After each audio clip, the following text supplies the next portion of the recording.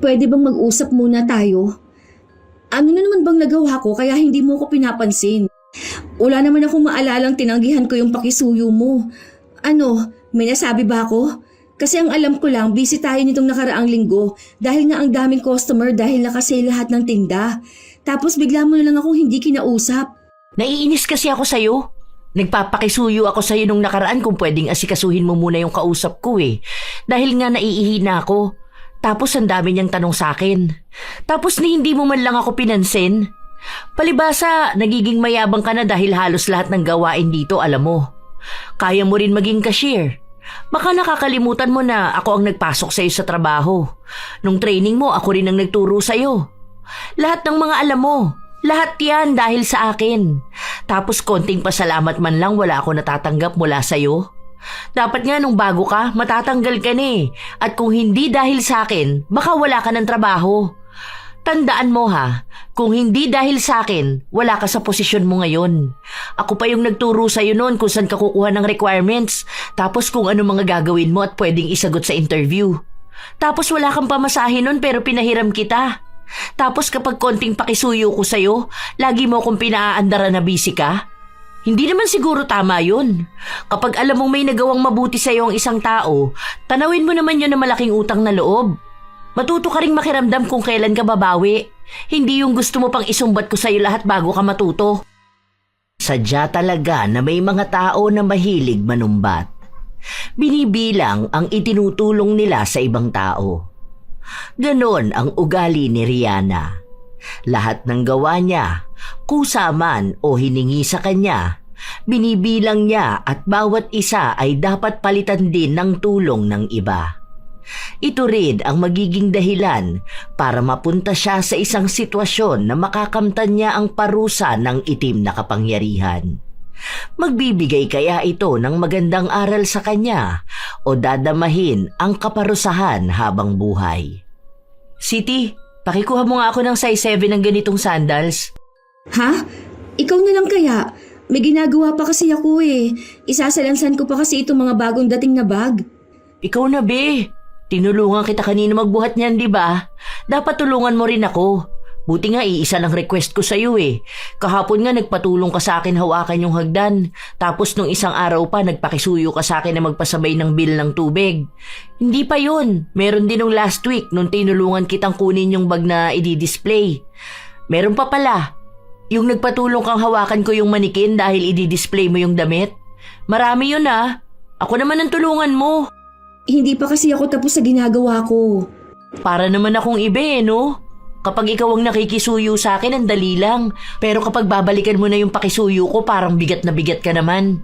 Hindi ako makapasok sa bodega dahil may allergies ako. Kapag maalikabok, hinahatching ako. Ito, size 7 ha. Hindi na lang tumanggi si Siti. Sinunod niya ang kanyang kaibigan na hanapin ang sukat ng sapatos na kailangan ng customer. Matagal na silang magkaibigan. Nag-aaral pa lang sila ng elementarya ay magkakilala na sila hanggang sa naging magkatrabaho. Kaya kilalang kilala na ni Siti si Rihanna. Kaya minsan, kahit nabukal sa loob ni Rihanna ang pagtulong, hindi ito madalas na tinatanggap ni Siti dahil alam na niya ang mangyayari. Walang katapusang panunumbat. Kailangan kapag may itinulong ito sa kanya, babalikan niya rin ng tulong. Maliit man ito o malaki. Sinadyang tulong o hindi. Basta lahat, kwentado ni Rihanna.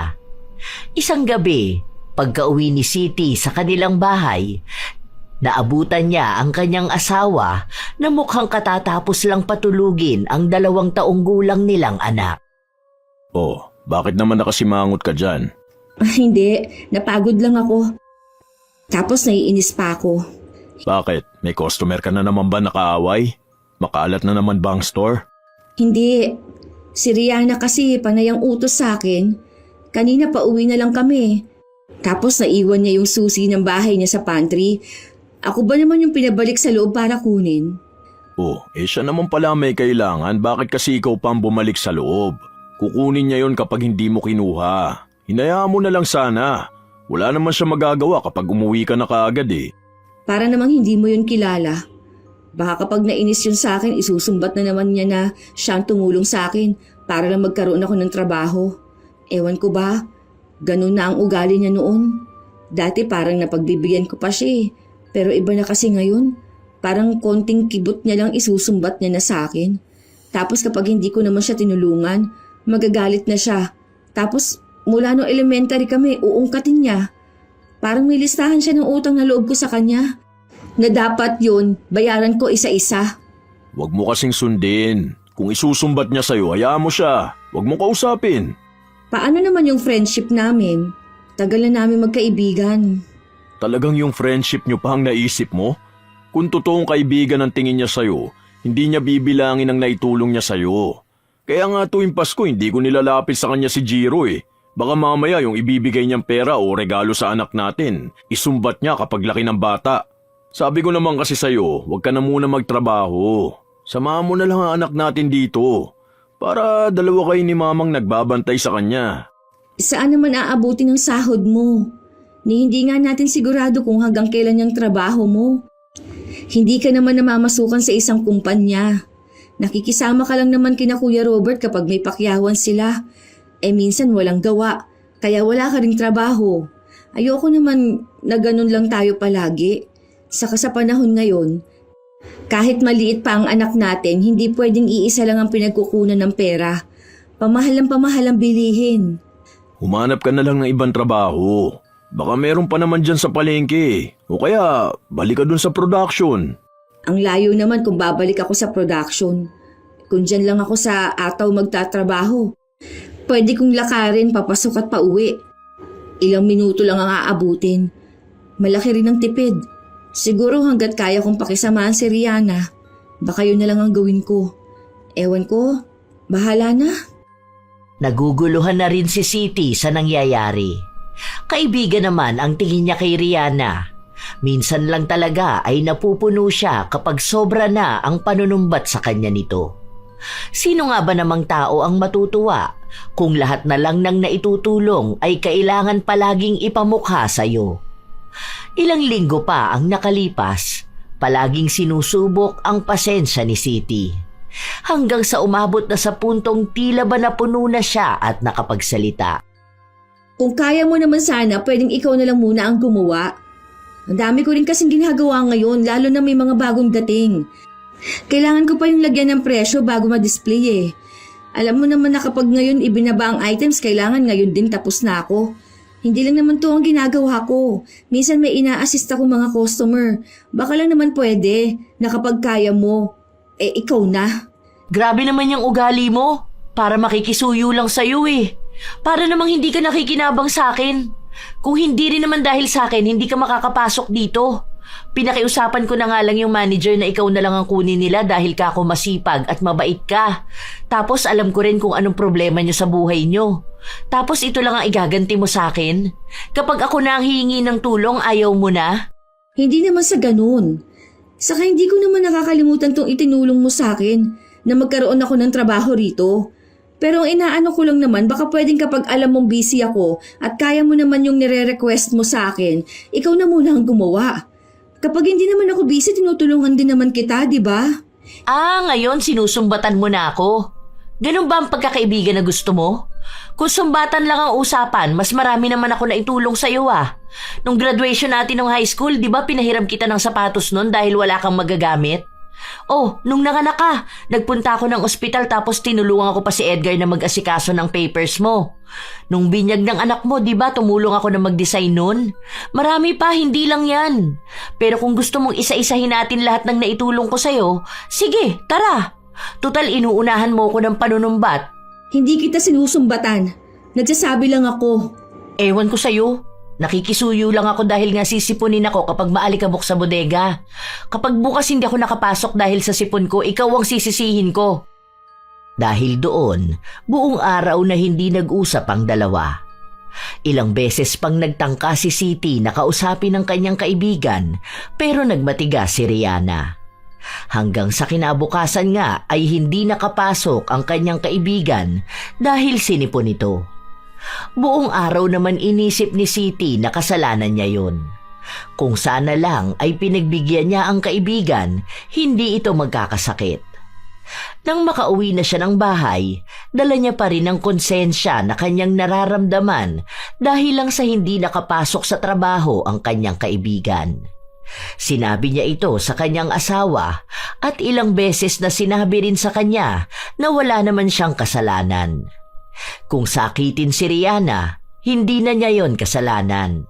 Pero para kay Siti, naaalala niya pa rin ang huling beses na nagsagutan silang dalawa. Alam mo mahal, ini-stress mo lang ang sarili mo eh. Matagal naman nang may allergy yung si Rihanna, hindi mo yung kasalanan. Kung alam niyang ganun, dapat nagdadala siya ng face mask, di ba? Kung wala ka dun, sinong tutulong sa kanya? Di ba wala naman? Kaya hindi mo yung kasalanan. Huwag mong sisihin ang sarili mo. Hindi mo naman maaalis sa akin na mag-alala. Kasi naman, alam mo naman na hirap din yun sa buhay, di ba? Kaya nga hindi yun nag-absent kasi kailangan niya ng pera. O paano yan ngayon na may sakit siya? Tama lang naman ang ginawa mo eh. Kahit na may naitulong siya sa'yo, hindi naman dapat palaging isusumbat. Saka alam mo naman yung mga naitulong niya. Para saan pa na palagi niyang ipapaalala? Paano naman yung mga naitulong mo sa kanya na hindi mo isinusumbat sa kanya? Huwag ka na ma-stress ha. Okay lang yan. Kahit na anong sabihin ng asawa ni Siti, hindi pa rin siya mapakali. Hanggang sa kinabukasan na nakapasok na sa trabaho si Rihanna. Sinubukan ulit ni Siti na kausapin ang kaibigan, pero hindi siya kinikibo nito. Kaya sa halip na tapusin niya ang kanyang trabaho, tinutulungan niya si Rihanna. Di bali nang mahuli siya sa ginagawa niya, basta maipakita niya sa kaibigan niyang handa pa rin siyang tumulong. Naging epektibo naman ito. Buti naman marunong ka na ring tumulong. Sorry na doon sa nangyari nung nakaraan. Busy lang kasi talaga ako nun eh. Sige na, hayaan mo na. Kapag ako naman tutulong ako sa'yo eh. Ay dapat lang naman talaga kasi tinutulungan kita eh. Itong tulong mo na to sa akin ngayon, bawi mo na to dun sa mga nauna kong tulong sa'yo. Kahit na ang daming nagawa ni Siti, wala man lang pasasalamat na narinig mula sa kanyang kaibigan. Sa halip, pinaramdam pa sa kanya nito na obligasyon talaga niyang tulungan siya. Dahil kung hindi, baka kung ano-ano na namang sumbat ang sasabihin ni Rihanna. Ilang araw pa ang lumipas, balik na naman sila sa pagiging magkaibigan. Patuloy na iniintindi ni Siti si Rihanna. Hanggang sa isang gabi, bago sila umuwi ay tinulungan ni Rihanna ang kaibigan na magbaba ng mga gamit nito. Iisa lang ang ibig sabihin nito. May kailangang ibalik na tulong si Siti para hindi mauwi ang simpleng tulong na yon sa panunumbat sa mga susunod pang araw. Kumbaga, kung ang isang tulong ni Rihanna, dapat balikan niya ito ng dobling tulong para makabawi siya. Kinabukasan, walang pasok si Siti, kaya kasama niya ang kanyang pamilya. Wala ring pasok sa trabaho ang kanyang asawa, kaya naisipan nilang gumala sa labas. Habang kumakain sila, napansin nila si Rihanna. Rihanna! Bakit umuwi ka? Half day ako, papasok pa lang ako. May ginawa kasi ako sa bahay eh. Uy, ayos ah. Gala-gala muna sa labas. Oo, sakto kasi na wala ring pasok si Edgar sa trabaho niya. Kaya ayun, naisipan naming lumabas muna kami kasama si Jiro. Uy, baka naman. Ilibre mo ko kahit na burger lang. Nung nakaraan, nilibre kita ng fishball, di ba? Para may pangmerienda ako mamaya. Baka naman. Oh, sige. O, sa'yo na to, may kasama na rin yung fries. Walang drinks kasi nainom ko na. Sige, okay na to. Pwede na rin to pagtiyagaan. Sige aalis na ako. Sinundan lang nila ng tingin si Rihanna habang naglalakad dito palayo. Si Edgar naman, bakasang inis sa kanyang mukha. Tila ba hindi siya masaya sa ginawa ng kanyang asawa? Bakit ganyan ang mukha mo? Bakit ganito? Binigay mo dun sa kaibigan mo yung pagkain mo. Paano yan? Mag-order ka na naman. Alam mo na nga na ang daming tao. Anong oras pa madadala yung order mo? Ano ka ba? Okay lang yun. Meron naman akong spaghetti. Saka hindi naman mauubos ni Jiro tong burger. Hati na lang kami. Huwag ka na diyang sumimangot, gagala pa tayo. Nilibre ka niya ng fishball tapos kapalit nun burger at fries. Ni wala man lang thank you. Kahit man lang nagtanong sana kung pwede ka man libre. Pero yung isusumbat pa yung fishball. Tapos sasabihin okay na pwede na rin yung pagtsagaan yung bigay mo? Ano bang akala niya doon sa fishball na nilibre sa'yo? Kasing mahal ng burger at fries para sabihin okay na yon? Kahit sana thank you man lang. Para namang sinabi niyang hindi siya magpapasalamat dahil obligasyon mo rin siyang ilibre. Huwag kang ang ganyan. Akala ko ba walang stress ngayong araw dahil family day natin? Kumain ka na dyan. Hindi ko naman binigay ang burger mo. Hayaan mo na. Kakainin niya rin naman yun. Pero huwag ganun sa susunod Huwag mo sanayin niyang kaibigan mo na nagbibilang ng tulong sa'yo. Totoo pala talaga ang kasabihan na kilalanin mo kung sino nagpapainom sa'yo ng tubig Dahil minsan nakala mo bukal ang pagtulong sa'yo. Yung pala, handa nilang isumbat sa'yo habang buhay na pinainom ka nila ng tubig. Grabe, hirap lapitan ng ganyan tao. Tutulong pero hindi mo alam kung kailan ka makakabayad ng utang na loob. Parang kahit yata sa apo mo isusumbat niya yung mga nagawa niya sa'yo Ewan ko ba, bakit pinipilit mo pa rin makipagkaibigan dyan? Ay, ayan na naman tayo, mahal. Hayaan mo na nga, di ba? Kumain na lang tayo. Huwag mo na yang isipin. Pinipilit man ni City na ibahin ang kanilang usapan. Minsan ay bigla na lang magsasalita ang kanyang asawa at lahat yon ay patungkol sa kanyang kaibigan. Hindi pa rin kasi ito sang-ayon na pilit pa rin pinapanatili ni City ang pakikipagkaibigan sa ganong tao. Pero pinapaliwanag naman sa kanya ng kanyang asawa na dahil yon sa tagal na nilang magkakilala. Tila ba lahat ng yugto ng buhay nila ay naroon ang bawat isa. Kaya mahirap talagang putulin ang kanilang ugnayan. Dagdag pang nagtatrabaho sila sa iisang lugar. Kahit na anong gawin nila ay magkikita at magkikita pa rin silang dalawa.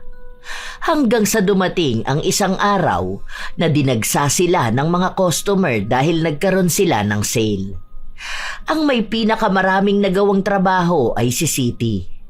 Lagi siyang abala dahil halos lahat ng gawain ay alam niya. Pero ang bagay na yun din pala ang magiging dahilan para magkaroon ulit sila ng alitan ng kanyang kaibigan. Bigla na lang kasing hindi namansin si Rihanna. Pwede bang mag-usap muna tayo? Ano na naman bang nagawa ko kaya hindi mo ako pinapansin? Wala naman akong maalala na tinanggihan ko yung pakisuyo mo. Ano, may nasabi ba ako?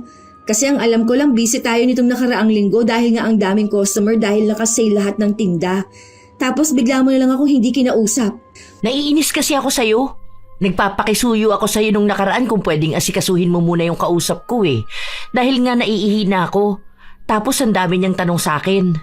Tapos ni hindi mo man lang ako pinansin. Palibasa, nagiging mayabang ka na dahil halos lahat ng gawain dito alam mo. Kaya mo rin maging cashier. Baka nakakalimutan mo na ako ang nagpasok sa'yo sa trabaho. Nung training mo, ako rin ang nagturo sa'yo. Lahat ng mga alam mo, lahat yan dahil sa akin. Tapos konting pasalamat man lang wala ako natatanggap mula sa'yo. Dapat nga nung bago ka, matatanggal ka na At kung hindi dahil sa akin, baka wala ka ng trabaho. Tandaan mo kung hindi dahil sa akin, wala ka sa posisyon mo ngayon. Ako pa yung nagturo sa'yo noon kung saan ka kukuha ng requirements, tapos kung ano mga gagawin mo at pwedeng isagot sa interview. Tapos wala kang pamasahe noon pero pinahiram kita.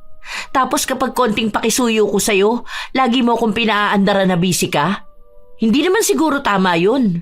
Kapag alam mong may nagawang mabuti sa'yo ang isang tao, tanawin mo naman yun na malaking utang na loob. Matuto ka ring makiramdam kung kailan ka babawi. Hindi yung gusto mo pang isumbat ko sa'yo lahat bago ka matuto. Malaki naman talagang utang na loob ko sa'yo.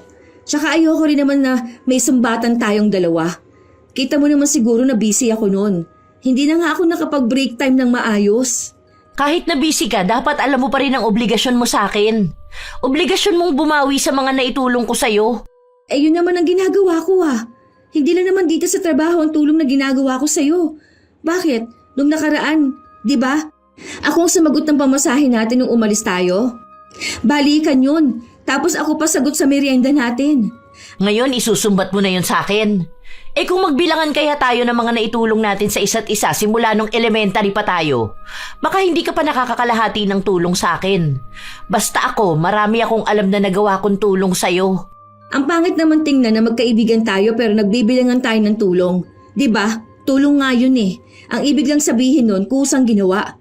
Bakit kailangan pang suklian yun? Tsaka, kung susuklian man yun, dapat yung taong tinulungan ang kusang gumawa nun. Kasi siya lang din naman ang nakakaalam kung ano lang yung kaya niyang ibalik. Kung hindi man masuklian ng tulong, wag na lang sumama ang loob. Kasi gano'n naman ang buhay. Hindi mo kasi gets. Hindi mo alam kung anong ibig sabihin ng tulong. Kung ganyan ka pala, sana hindi na lang ako naging mabuting kaibigan sa'yo noon. Kung alam ko lang sana na hindi ka babawi sa mga naitulong ko, hindi na lang sana kita tinulungan, di ba? Ang ungrateful mo talaga kahit kailan. Kung alam mo lang sobrang sama ng loob ko sa'yo. Sa lahat ng tulong ko sa'yo, ganito lang ang igaganti mo sa akin? Hindi na nakapagsalita pa si Siti. Dahil alam niyang hindi rin naman siya pakikinggan ng kaibigan kapag gano'n ang asta nito. Maghihintay na lang siya ng ilan pang mga araw bago niya ulit ito kausapin para maayos nila kung ano man ang problema. Pero halos 1 buwan nang hindi sila nagkikibuan. Gumagawa naman ng paraan si Siti para maging maayos silang dalawa. Kahit na hindi hingiin ni Rihanna ang tulong niya, ay tinutulungan niya pa rin ito. Pero nagmamatigas pa rin ang kanyang kaibigan. Isang gabi, habang kumakain ang mag-asawa, naipasok ni Edgar ang tungkol kay Rihanna. Kailan ka ba susuko dyan sa kaibigan mo? Hindi ka na nga pinapansin, ikaw patong papansin ng papansin sa kanya. Tignan mo, gagaan niyang buhay mo kapag hindi na talaga kayo nag-uusap na dalawa. Bahala siya manggalaiti sa galit kakaisip ng mga naitulong niya sa'yo na hindi mo maibalik-balik. Paano yung utang na loob mo sa kanya tinutubuan niya? Kaya lalong dumarami yung dapat mong bayaran eh. Kung sabihin mo kaya sa kanya yung tulong mo nung naoperahan siya, di ba? Ilan linggo na ikaw ang nag-alaga sa kanya. Tapos ikaw rin yung nag-asikaso sa kanya nung broken-hearted siya dun sa ex niya. Alam mo, ayoko namang isumbat yun kasi kusa ko naman yung ginawa sa kanya eh. Tulong ko ba? Saka ang pangit naman nun. Parang hindi ko kaya na iisa-isahin ko pa lahat. Para naman akong walang puso nun. Alam ko naman na itinulong ko yun. Talagang kailangan ng tao. Puti ka pa eh, alam mo kung ano ibig sabihin ng pagtulong, di ba? Yung kaibigan mo, alam ba niya? Mahal, sa panahon ngayon hindi mo na kailangan maging martir. Kahit pa friendship yan o tungkol sa mga kamag-anak. Yung mga tao kasing tulad ni Rihanna, sila yung mga taong kahit na anong tulong mo sa kanila, hindi nila ma-appreciate. Kayong dalawang matagal na magkakilala eh, pero mas kabisado mo pa siya. Kapag yan pinilit mo makipag-ayos, naku, iisipin lang niya palagi na okay lang ang ginagawa niya. Ganyan na siya sa'yo ha. Paano pa sa ibang tao? Paano pa sa pamilya niya, di ba? Isipin mo ha, siya ang breadwinner. Ano na lang ang panunumbat niya sa mga kapatid niya? Naawa kasi ako sa kanya. Ako lang ang kaibigan niya tapos hindi pa kami magiging maayos dalawa. Saka mabait naman talaga siya. May ugali lang talaga siyang ganun. Kasi baka iniisip niya na ganun naman kapag tumutulong. Inuunawa ko siya kasi baka may malalim pang dahilan na hindi ko makita kahit na magkaibigan na kami ng ilang taon. O sige, doon na tayo sa mabait naman siya. Pero tingin mo ba tama yung ginagawa niya? Kung totoong mabait siya, hindi yan hihingi ng kapalit sa lahat ng mga naitulong niya sa'yo. Hindi ganun ang mabait. Lumalabas niyan kaya lang naman siya tumutulong dahil hinihintay niya rin na tulungan mo siya. Mas mabuti pang walang tumulong sa'yo kaysa meron nga pero kailangan mo namang tanawin yun ng malaking utang na loob. Hindi pa rin makumbinsi ni Edgar ang kanyang asawa na hayaan na lang ang kaibigan nito. Nakukonsensya kasi talaga si Siti, lalo na at nangako sila sa isa't isa na kahit na anong mangyari, hindi masisira ang kanilang pagkakaibigan. Isang araw, habang abala si Siti sa pagsasalansan ng mga bag, narinig niyang may kausap si Rihanna. Tungkol ito sa pakisuyo niya sa isa nilang katrabaho. Wow! Salamat, friend! Buti ka pa marunong tumanaw ng utang na loob. Samantalang yung iba dyan, parang minamasama pa yung pagbibigay ng tulong sa akin. Buti ka pa, alam mo kung paano ako tutulungan dahil minsan din kitang tinulungan. Ganun sana ang mga tao. Alam nila kung sino ang minsang nakatulong sa kanila. Hindi yung sila patong may masamang ugali na hindi man lang makilala yung taong minsang nagbigay ng tulong sa kanila. Ewan ko rin ba kung bakit may mga ganong klase ng tao? Mga ungrateful eh. Basta kayo ha, huwag kayong gagaya sa ganong tao. Baka wala nang handang tumulong sa inyo balang araw. Halata naman kung sino ang pinariringgan ni Rihanna. Pero hindi na yun binigyang pansin ni Siti. Hindi naman siya pumapatol sa mga parinig dahil mas nais niyang kausapin siya ng maayos. Isang gabi bago sila umuwi, may naiwan sa loob si Rihanna. Dahil takot siya sa dilim, hindi siya makapasok. Wala na ang iba nilang katrabaho. Ang naiwan na lang ay ang gwardya na hindi naman pwedeng iwan ang pwesto. Yun ang nakitang pagkakataon ni Siti para magkaayos na sila ng kaibigan niya. At naging epektibo naman ito dahil kinabukasan lang ay kinausap na ulit siya ni Rihanna. Basta wag na kasi tayo mag-aaway ha. Kung sakali man na hindi kita mapagbigyan sa request mo, sorry na agad. Hindi ko naman kasi maharap minsan, lalo na kung ang dami talagang tao, di ba? Sorry na ha. Yaan mo, libre na lang kita ng merienda mamaya.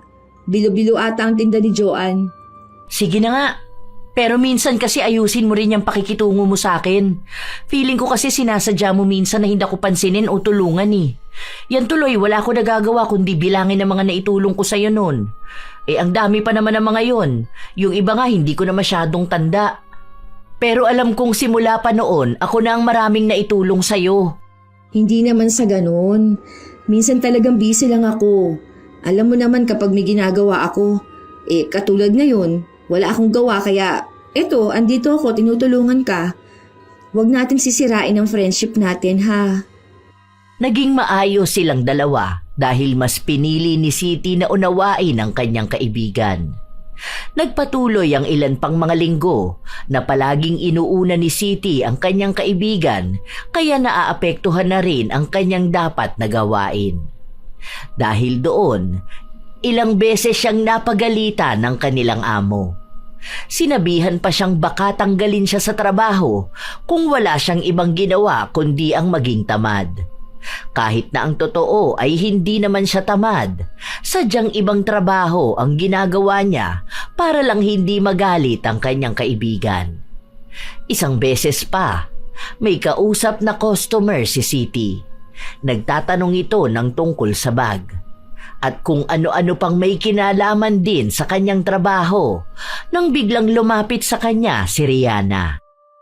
Be, sige na, ikaw na lang muna doon. Naghahanap siya ng size 8 na black shoes. Ang sakit ng ulo ko eh, mauuna na sana ako mag-break. Parang kumikirot-kirot kasi. Tutulog din muna ako saglit. Ikaw na doon ha. Wait lang, may pinapaano pa sa akin si ma'am. Pero sige, pagkatapos ko rito puntahan ko doon. O kaya sabihan mo siyang lapit na lang siya rito kapag may itatanong siya. Ang akala ni Siti ay mabilis lang din ang pinapagawa sa kanya ng customer na pumipili ng bag. Pero napatagal ito lalo pat nagpapaabot ito ng bag na nakasabit.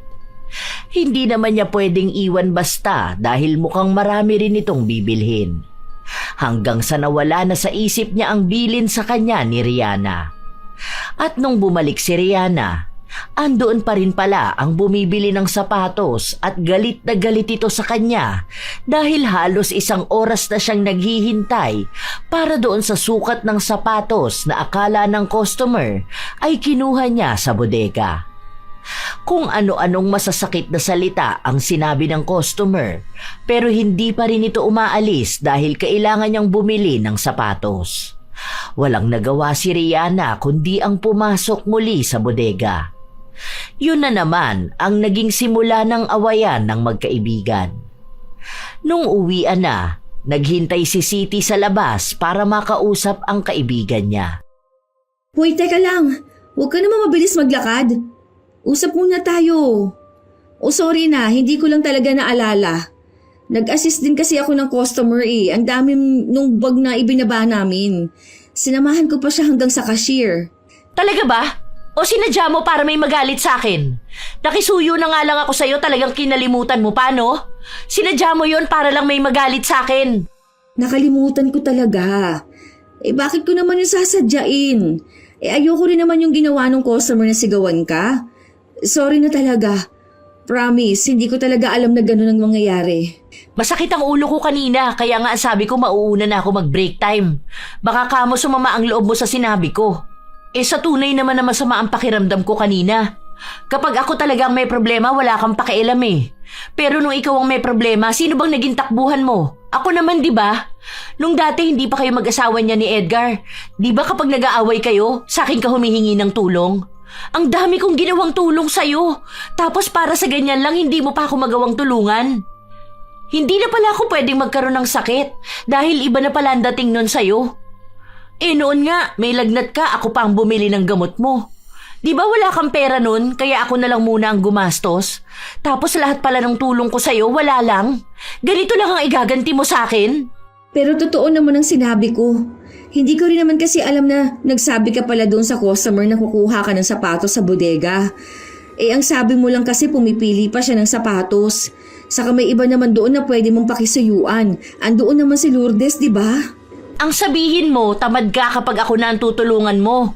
Ang simple lang nun eh, kukuha ka ng sapatos sa bodega tapos ibigay mo. Oh, tapos, saka ka bumalik doon sa customer na kumakausap sa'yo. Simpleng bagay lang sana yun eh, kaso ayaw mong gawin kasi nga, ako ang nanghihingi ng tulong. Na parang hindi mo alam kung anong mga naitulong ko sa'yo noon. Nung wala ka nga, ako naglinis ng pwesto na inaayos mo. Oh, hindi mo yun alam. Kasi wala ka nga nun. Hindi ko na dapat sasabihin sa'yo eh. Ewan ko ba kung bakit ganyan ka? Sa sobrang walang utang na loob mo, hindi mo nakikita ang mga ginagawa ko at mga sakripisyo ko.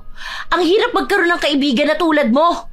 Buti pa nga yung iba kapag natutulungan ko sila, ang bilis nilang bumawi.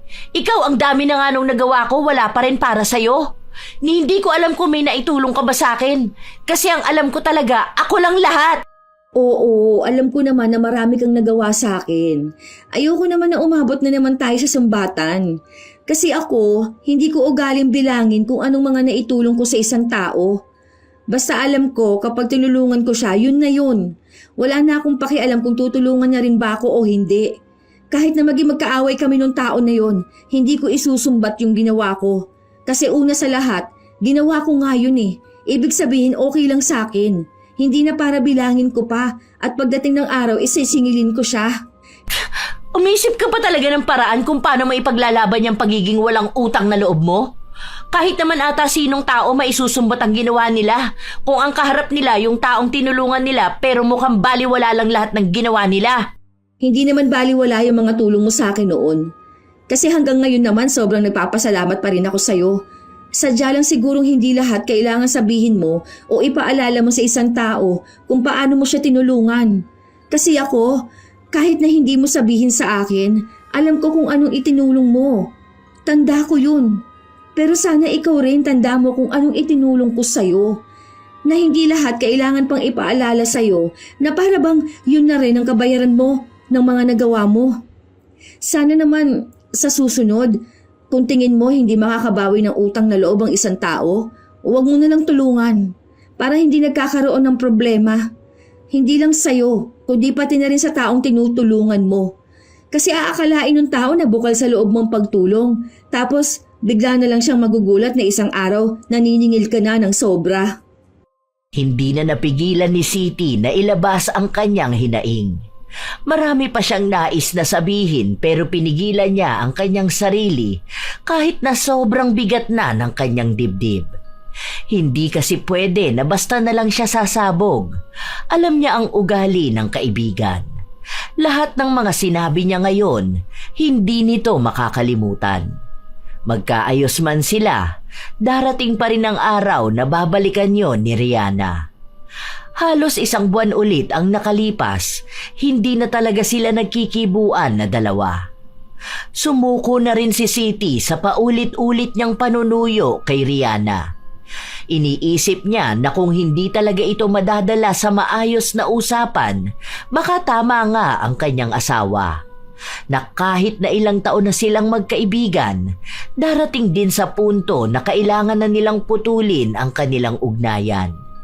Lalo na't tumatanda na rin sila, pero paulit-ulit lang ang nangyayaring awayan nila.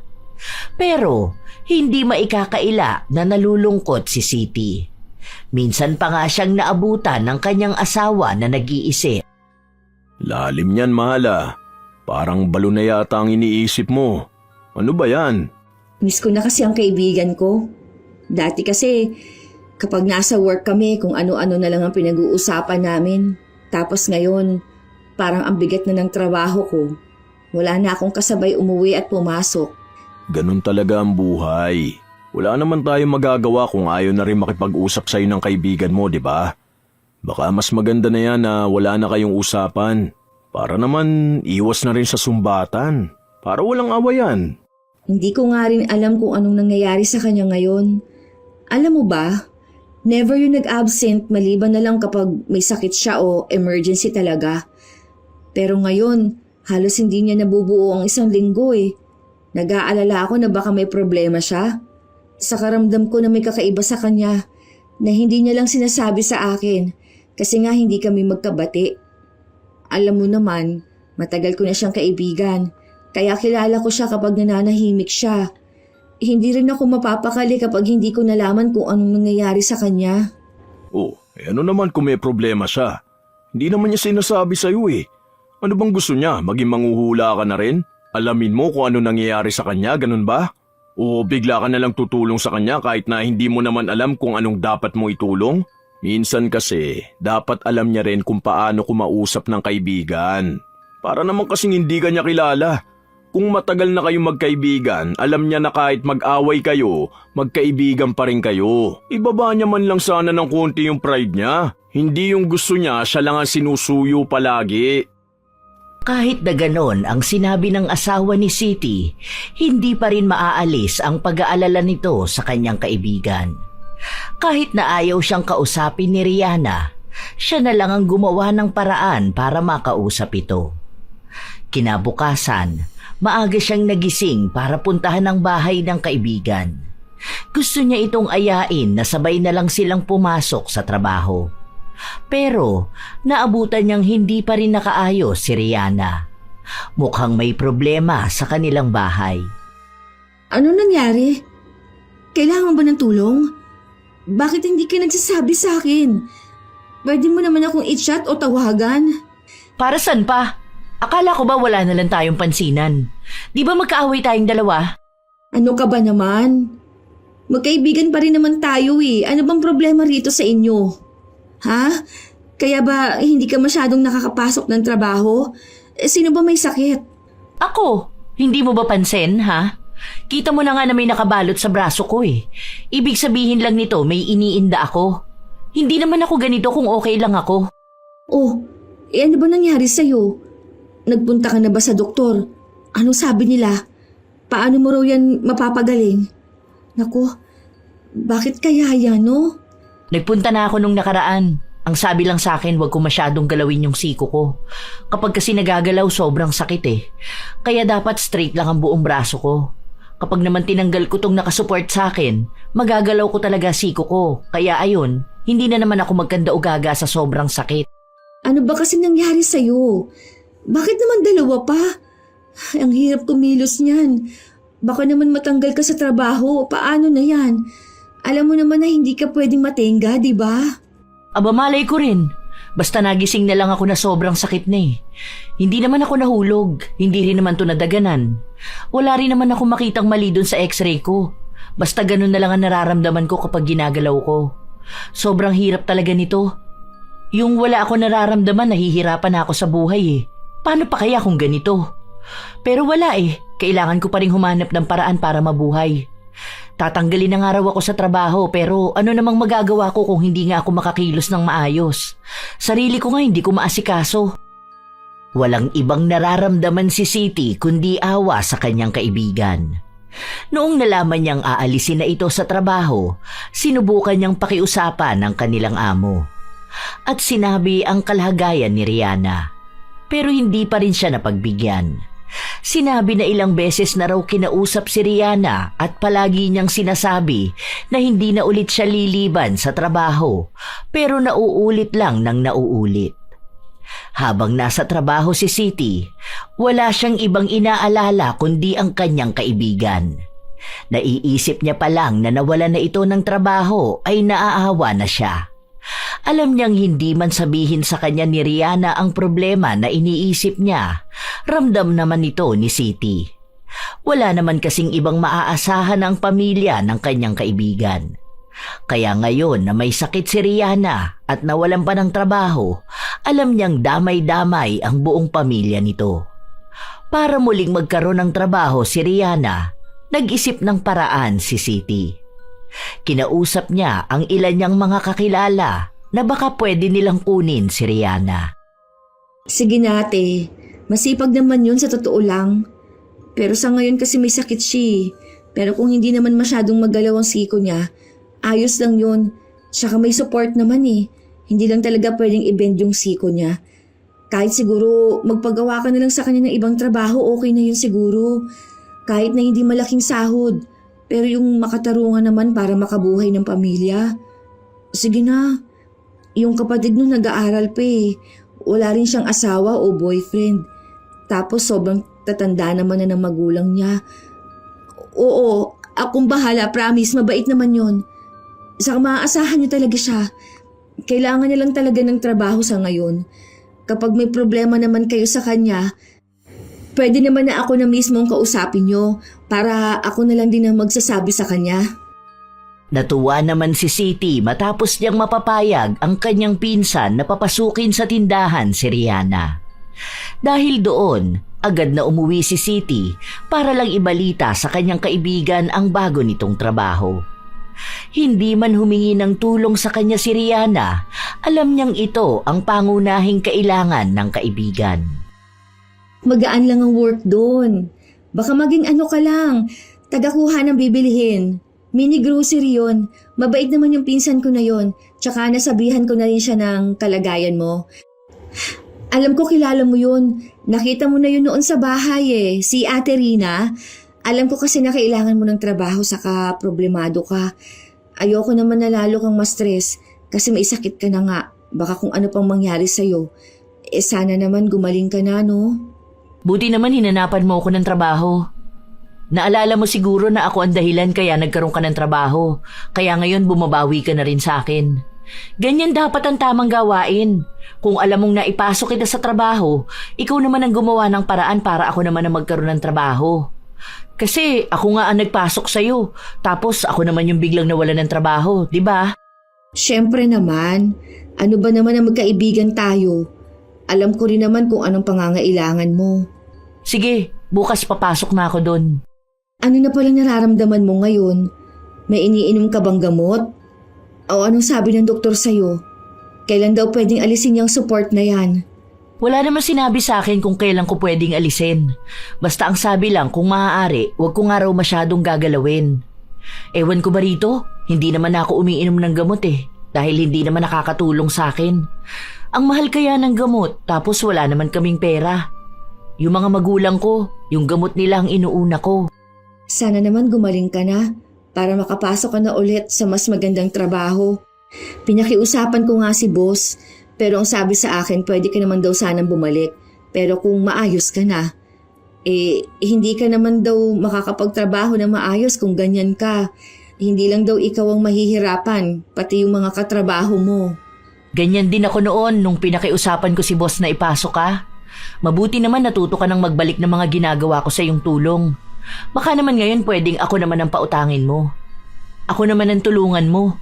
Kasi dati nung nanganak ka, ako naman ang tumulong sa'yo at nagpautang sa'yo eh. Baka naman pwedeng ako naman ngayon ang tulungan mo. Oo, sige. Pautangin kita. Huwag ka mag-alala. May extra pa naman ako eh. Mukhang kahit na bukal sa loob ni Siti ang kanyang pagtulong sa kaibigan, si Rihanna ay nagbabawas naman ng naitulong niya sa kaibigan. Hanggang sa lumipas ang ilan pang mga linggo, hindi pa rin matukoy ang tunay na dahilan kung bakit bigla na lang nagkaroon ng kakaibang sakit si Rihanna. Hanggang sa mukhang lumalala pa ito dahil minsan kahit hindi niya ginagalaw ang siko, kusa itong sumasakit at wala na siyang ibang magawa kundi ang umiyak na lang. Natanggal ulit siya sa trabaho kaya naghanap ng bagong mapapasukan ng kanyang kaibigan. Pero katulad sa mga nauna ay natatanggal din siya. Mga mababait na ang amo na yon pero sadyang hindi nagiging maayos ang pagtatrabaho ni Rihanna at natatakot din ang mga yon na makatanggap ng reklamo dahil pinagtatrabaho nila ang taong dapat ay namamahinga sa bahay. Problemado na naman si Siti kung paano niya tutulungan ang kaibigan. Oh mahal, gising ka pa? Anong oras no? Akala ko pa naman tulog ka na. Anong ginagawa mo dyan sa cellphone mo? Oh, ang taas pa ng brightness mo. Ano ba kasi yan? Hindi ka pa matulog. Baka sumakit naman ang mga mata mo niyan. Hindi. Naghahanap lang ako ng trabaho na pwede kay Rihanna. May mga pinagtatanungan din ako. Oh, ay akala ko ba pwede siya dun sa sinasabi mo nakakilala mo? Natanggal na naman ba? Kailan ba siya nagsimula dun? Hindi pa naman siya nag-start doon.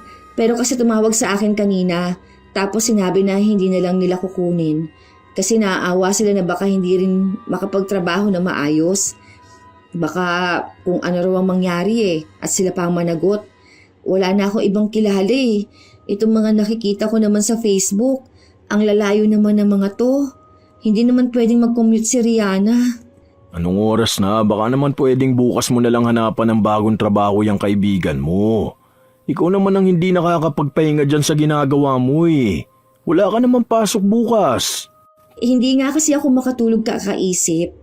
Mamaya na, ikaw ang matulog dyan dahil may pasok ka pa bukas. Baka ikaw pa ang magkasakit dahil dyan sa ginagawa mo Kung wala siyang mahanap na trabaho, baka kailangan muna niyang gumaling. Ngayon ang dami mo nang ginagawa para sa kanya. Siguro naman hindi na yung magre-reklamo sa'yo na wala ka na itutulong sa kanya, no? Kapag nagkaroon na ng sumbatan, mas marami nang isusumbat mo sa kanya. Hindi lang perang naitulong mo ilang beses mo na rin siyang ipinasok sa trabaho. Kumpara sa ilang beses niyang sinusumbat sa'yo na ipinasok ka niya sa iisang trabaho. Ano ka ba naman, mahal? Hindi ko naman na iniisip yung ganyan. Hindi ko na kailangang isumbat sa kanyang naitulong ko. Tsaka kailangan niya ako ngayon. Alam mo naman na pabayaan ko siya, di ba? Yun na nga Ikaw na ang tumutulong sa kanya ngayon. Di hamak na mas malaki na ang utang na loob niya sa'yo. Hindi niya pwedeng sabihin na pambayad mo yan sa mga ginawa niya sa'yo Baka kaya siya nagkakaganyan dahil wala na siyang ibang ginawa kundi ang manumbat. Ngayon, mas kakailanganin niya palang tulong ng iba, di ba? Buti siya nagkaganon. At kung ikaw yun baka habang buhay kang may babayaran sa kanya. Huwag kang ngang magsalita ng ganyan. Hindi pa rin maganda ang nangyari sa kanya. Kung alam mo lang kung anong sitwasyon ng buhay niya, kaya nga awang-awa ako sa kanya O na, sige na. Basta matulog ka na Bukas na yan. Hindi yung panay siyang iniintindi mo. Tapos ni pasalamat, hindi mo marinig sa kanya. Kasi ang akala niya, obligasyon mo talaga siya. Buti na lang mabait ka. Dahil kung nakatapat siya ng tao na mahilig manumbat gaya niya, ay nako, baka mahiya na siya kada tutulungan mo siya.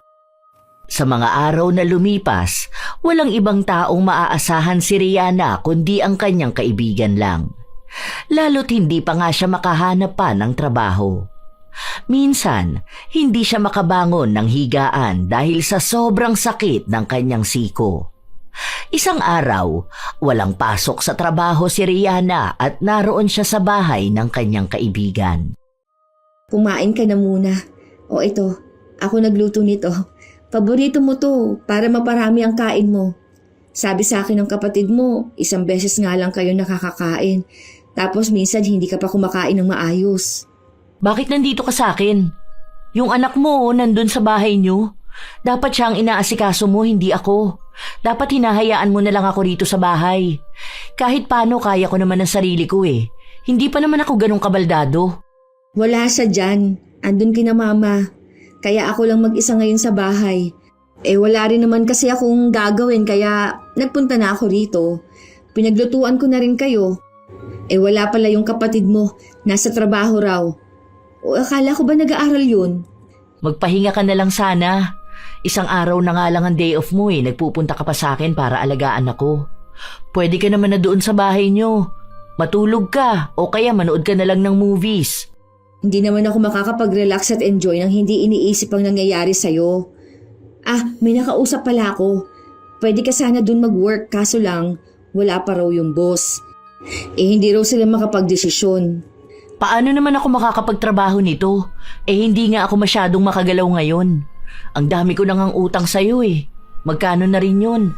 Hindi ko alam kung kailan ako makakabayad. O kung makakabayad pa ba ako. Lalo na ngayon, kita mo naman hindi makapaghanap buhay. Ano ka ba?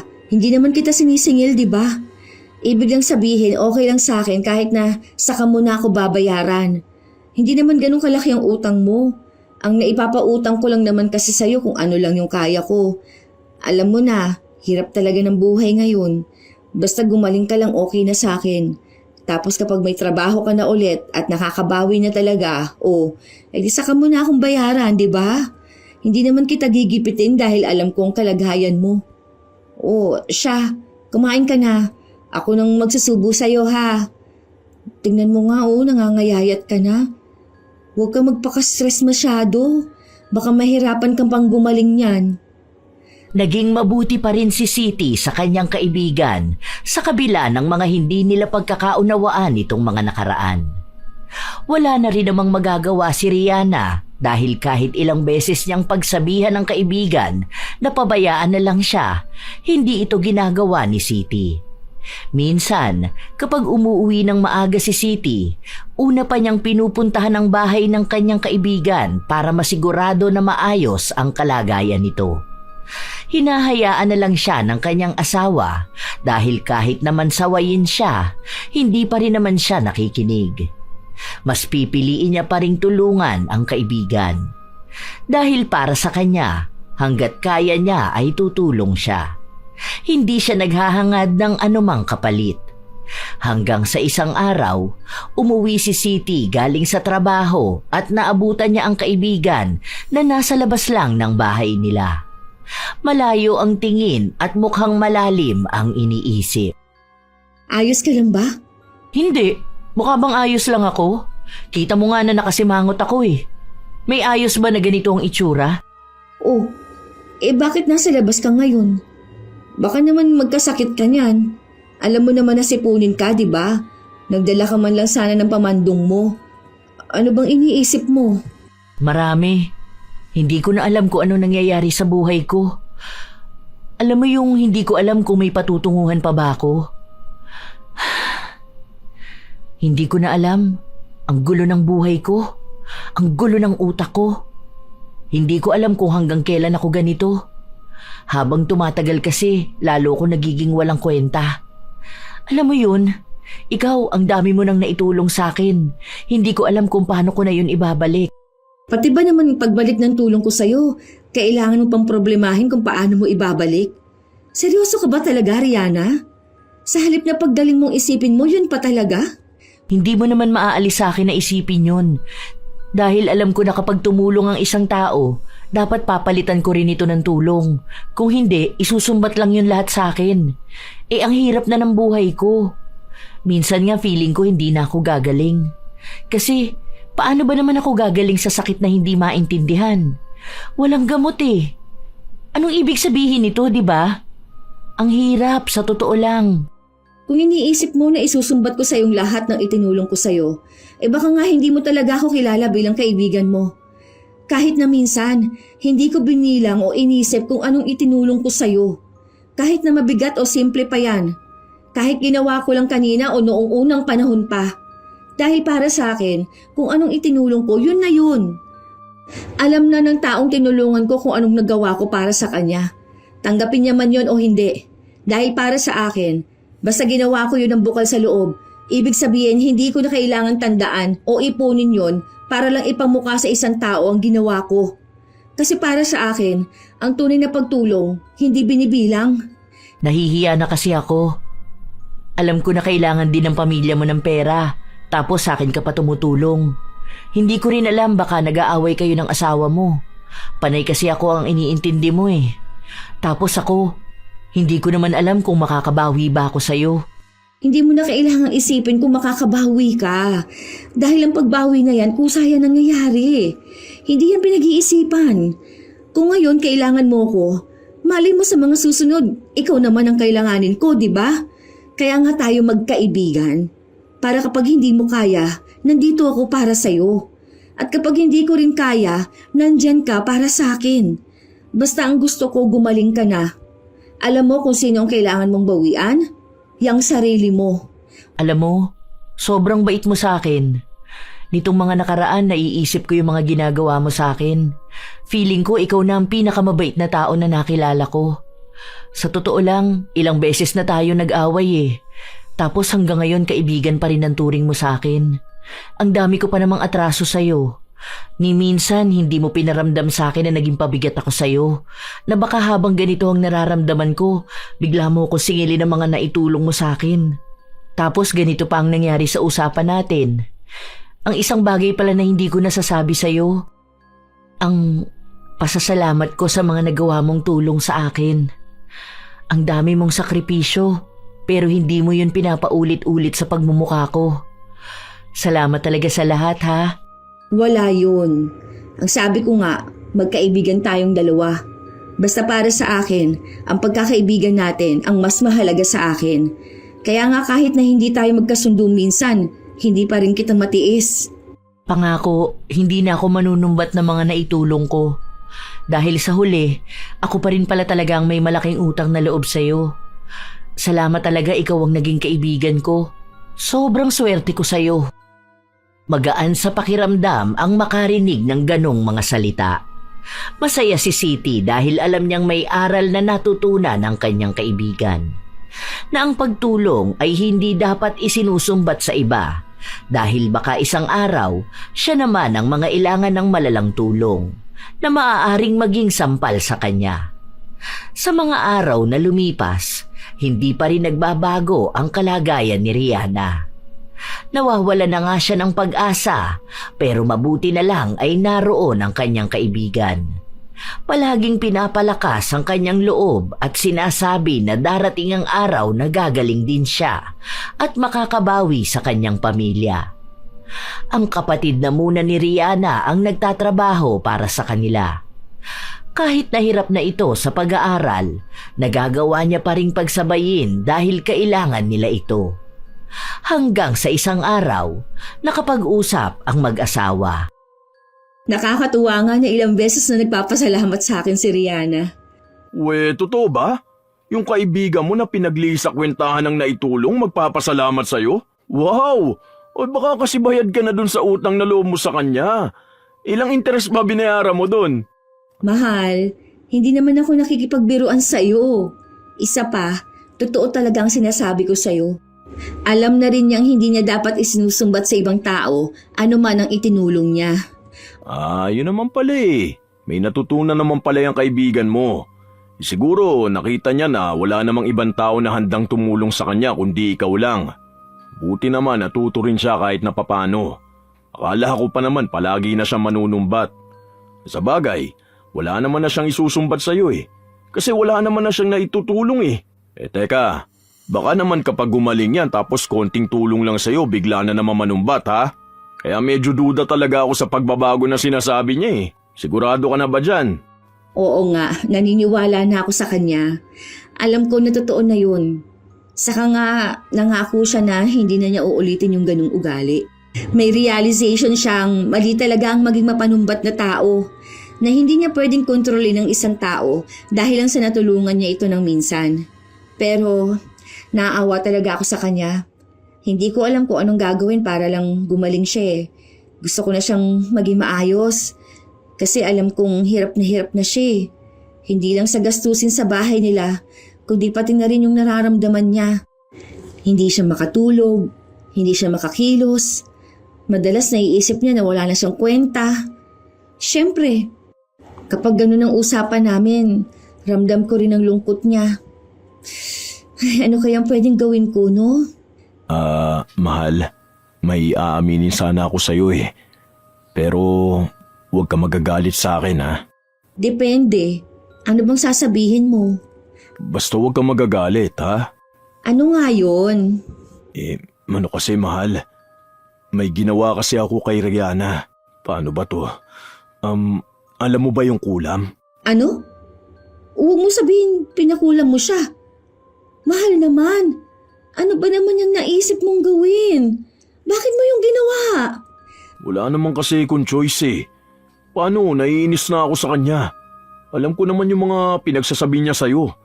Minsan kapag uutang siya, nababasa ko yung chat niya. Magsasabi siya na siya naman ang tulungan mo ngayon kasi nga 'di ba nung walang-wala tayo pinapautang ka niya. Para sa akin, ang pangit naman na mabasang parang lahat na lang dapat isingit niya yung naitulong niya. Sa inis ko, ayun, may nakita akong mangkukulam. Tapos pinakulam ko siya. Ano ka ba naman, mahal? Hindi ka na naawa doon sa tao? Alam mo na nga na siya na lang ang inaasahan ng pamilya nila tapos ganyan pang ginawa mo? Alam mo bang ang laki ng epekto nito sa kanya? Tapos ikaw, alam mo naman na masama ang magpakulam. Para ka na rin sumamba niyan sa kadiliman ah. Uy, paano yan ngayon? Paano kung ipapaalbularyo natin siya? Tapos paano kung sa'yo na mapunta yon? Ay, hindi ka naman nag-iisip bago gumawa ka ng desisyon? Oo, sabi ko huwag kang magagalit eh. Paano kasing hindi ako magagalit sa'yo? Yung ginawa mo nga hindi tama. Hindi lang si Rihanna ang apektado nun, pati na rin ikaw. Ang sabi naman sa akin ng mangkukulam, pwede ko naman daw talaga yung ipabawi kung sakali man. Saka hindi ako maapektuhan ng pinagawa ko. Hindi ka man lang ba nakonsensya sa ginawa mo? Nakonsensya naman ako. Pero kasi alam mo yun, hindi ko rin naman gustong palagi kanyang ginaganon. Bilang asawa mo, masakit din yun sa akin oh. Tapos sa sobrang bait mo, hindi mo siya ginagantihan. Edi ako na lang ang gumanti para sa'yo. Pero promise, ipapatanggal ko yung kulam na yun. Basta huwag mo na lang sasabihin kay Rihanna. Saka huwag kang magagalit sa akin. May inis na nararamdaman si Siti sa ginawa ng kanyang asawa. Lalo pat kahit na kailan ay hindi siya sang-ayon sa paglapit sa mangkukulam kung may nais silang parusahan na tao. Pero naiintindihan niya naman si Edgar. Lalo pat alam nga nito ang pinagdaanan niya. Lalo na kapag nagtatalo silang dalawa ni Rihanna. Dahil doon, inasikaso na rin ni Edgar ang pagpapaalis ng kulam. Hindi yun madali, lalo na't selyado yon ng ritual. May mga pag-aalay pa silang dapat na gawin. Kaya ang sinasabi na lang nila kay Rihanna ay baka may nasagi lang itong maligno kaya ganon ang nangyari sa kanya. Hanggang sa dumating ang isang araw na naging maayos na kahit paano ang kalagayan ni Rihanna. Hindi pa man ganon kagaling pero hindi naman nakasing lala noong una. Ano? Kumusta ka naman na? Medyo kumikirot pa rin naman pero kaya na siya kahit na walang support. Siguro mga next week pwede na ako magtrabaho ulit, no? Nakausap ko na si boss. Ang sabi niya pwede pa rin naman daw basta nga maipakita mong maayos ka na talaga. Siguro kuha ka na lang ng med-cert na fit to work ka na, no? O kaya x-ray na nagpapakitang walang problema sa'yo. Ganun lang, para makabalik ka na. Tapos iwas na lang siguro sa pagbubuhat ng mabibigat. Kung sakali man na may bubuhatin ka, edi hingi ka na lang ng tulong sa akin o kung kanino man dun. Hihingi na naman ako ng tulong sa'yo. Nakakahiya naman. Ang dami mo na kayang tulong sa akin. Ano ka ba? Wala naman yun, no? Sa akin ka pa talaga nahiya. Alam mo naman na magkasama tayong dalawa kahit na anong mangyari. Magkaibigan tayo. Ano bang ginagawa ng magkaibigan? Malamang nagtutulungan, di ba? Kung hindi mo kaya, nandito ako. At kung hindi ko kaya, alam kong nariyan ka para sa akin. Naging maganda ang bagong simula para kay Rihanna. Naging magaan ang lahat kapag hindi niya na kailangang isipin kung anong isusumbat niya sa isang tao. Nalaman niya na marami palang tao sa paligid niya ang kusang tumutulong at ramdam niyang hindi niya kailangang suklian ang tulong na yon. Malaki man ang naging dagok sa buhay ni Rihanna, nakita niya naman yon bilang isang bagong leksyon sa kanyang buhay na nagmulat sa kanya ng maraming katotohanan sa kanyang paligid. Na ang pagtulong, tunay na kusa itong nakukuha at ibinibigay.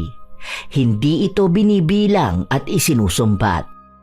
Ilang buwan pa ang nakalipas, naging kapansin-pansin na bumabalik na ulit ang sigla ni Rihanna. Umaayos ang kalusugan at ang pakikipagkomunikasyon niya sa mga katrabaho. Isang araw, walang pasok sa trabaho si Siti at ang kanyang asawa. Kaya naisipan na naman nilang lumabas kasama ang kanilang anak. Ito pala, bigay ni Rihanna sa inaanak niya. Kabibili niya lang daw nito. Kako sa kanya malayo pa ang Pasko. Bakit naman kako ang aga ng regalo niya? Sabi mo naman sa akin, hindi naman kailangan ng Pasko para magbigay ng regalo. Oh, hindi ba yan isusumbat? Unang regalo niya yan kung sakali. Kasi noong nakaraan, binalik ko yung binibigay niya. Ayoko pa naman yung bigla na lang niyang isusumbat sa bata ang regalo niya. Kung ganun lang din naman, wag na lang kako siyang magbibigay. Yun na nga ang sabi niya sa akin. Sabihin ko nga raw sa'yo na hindi niya isusumbat yan, kaya hayaan mo siya magbigay ng regalo sa bata. Saka isa pa, ikaw ha, sa susunod talaga wag kong malalaman na may ginagawa ka na namang kalokohan. Uy, ano na namang kalukuhan ang ginagawa ko? Para bang hindi mo alam ang ginawa mo kay Rihanna ha? Tapos na yun ah. Akala ko ba hindi na natin pag-uusapan yun? Hindi ko na rin naman naiisip na gawin ulit yun. Sabi mo naman, nagbabago na ang kaibigan mo. At mukhang totoo naman kasi hindi ka na nga nagsusumbong sa akin. Tapos hindi na rin ako nakakakita ng kung ano-ano sa mga chat niya sa'yo. Puro na lang kayo chismisan dun sa work nyo. Kala mo hindi ko alam na may crush si Rihanna dun sa isang bagger ha? Ikaw, napaka-chismoso mo masyado. Basta, wag mo nang uulitin yon ha? Alam mong masama yun eh. Huwag kang magpapasakop sa kadiliman. Wag kang lalapit sa mangkukulam. Naging malinaw kay Edgar ang sinabi sa kanya ng kanyang asawa. Sa mga linggo at buwan na nakalipas, tunay nga ang pagbabago kay Rihanna. Hanggang sa nagkaroon na rin siya ng ibang mga kaibigan. May mga natutulungan na rin siya na hindi niya inaakalang magiging malaki rin ang balik sa kanya. Doon niya lang napagtanto na hindi talaga lahat ng utang na loob ay kailangang singilin dahil kusa itong binabayaran ng ibang tao ng mas higit pa sa kanyang inaakala. Grabe, congrats talaga sa'yo ha. Nakakatuwa naman natupad na yung pangarap mong makapag-abroad. Hindi nga rin ako makapaniwala. Paano? Hindi naman ako college graduate, di ba? Ni hindi nga natin natapos yung second year college. Ayos lang naman daw yung sabi ni Alexa. Ayaw mo yun? Ang ganda rin ng bansa na pupuntahan mo. Japan yun, no? Kaya nga, hindi ko rin naman akalain na tutulungan niya ako. Pinautang ko lang naman siya ng 500 para daw pamasahe niya. Yun pala, may interview na siya. Kaya ayun, nung nakapasa siya at nakapunta ng Japan, sabi niya ako naman daw ang tutulungan niya. Hindi ko naman inaasahan yun kasi malay ko ba, di ba? Diba? Sabi ko naman sa'yo, basta may isang tao kang natulungan, makikita rin nila yung malaking utang na loob sa'yo. Hindi mo na kailangang ipaalala sa kanya kasi sa halip na tulungan ka, mawawalan pa sila ng gana. Basta ako, masaya ako para sa'yo. Matutulungan mo na ang pamilya mo. Ako, masaya rin ako. Kasi kapag natulungan ko ang pamilya ko, ibig sabihin matutulungan na rin kita. Magkaibigan tayo, di ba? Makakabawi na rin ako sa mga naitulong mo sa akin. Wait ka lang, bibilhan kita ng malaking Hello Kitty sa Japan. Nagtawanan ng magkaibigan habang nagbibiruan silang dalawa. Pero para kay Rihanna, nais niyang tutuhanin ang pangako niya. Dahil kapag naging maayos na siya sa ibang bansa, gusto niyang kahit na paano ay may malalapitan ng kaibigan niya sa oras na kailangan nito ng tulong. Kahit pasabihin sa kanya ni Siti na hindi naman na niya kailangang bumawi. Dahil sa dami ng tao, kay Siti siya may malaking utang na loob. Alam din ni Rihanna na ang pagtulong niya ay hindi lang basta pagbabalik ng utang na loob, kundi isang bagay na bukal sa kanyang kalooban. May mga tao talaga na mahilig magbilang ng mga naitulong nila sa isang tao. Minsan, kahit na maliit na bagay lang yon ay kailangan nilang mangilang beses na ipaalala. Para bang bawat kabutihan nila kailangang balik-balikan. Ang ganitong ugali ay hindi lang nakakasakit ng damdamin ng tinulungan, kundi unti-unti ring nagpapabigat sa puso ng tumulong. Dahil sa bawat sumbat na binibitawan, nawawala ang tunay na halaga ng kabutihan. Masama ang manumbat dahil ito ay isang uri ng pagpapakita ng kayabangan. Ang tulong ay dapat bukal sa loob, hindi utang na kailangang bayaran.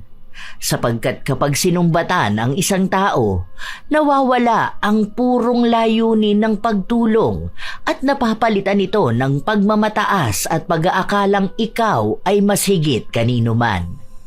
Ang ganitong ugali ay nag-iiwan din ng lamat sa isang tao dahil sa oras na malaman nilang mapanumbat ka, wala nang lalapit sa'yo.